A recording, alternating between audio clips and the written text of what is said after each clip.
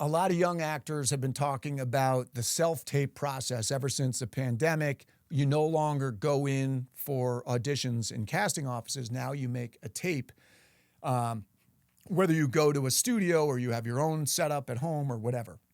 So that's fine. A lot of people don't like that. I have given over to it and I absolutely love it because I can control more of the process. But there's something that I don't love, and it's these Zoom callbacks where you get a callback for something and you're doing it over Zoom, and that would be fine except that there are technical glitches. And I had this thing last year, was for a big movie, and I felt right for it. And when I went to log on, I couldn't get into the Zoom meeting. So I'm like, what do? You have an appointment time. I'm texting my agent. I'm calling them. I can't get in touch with anybody. I'm trying to call casting, whatever. By the time they get me the link to get me in, I'm like 10 minutes late.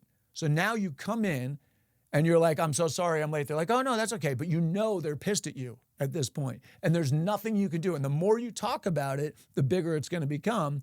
But they don't really believe that you literally had a problem.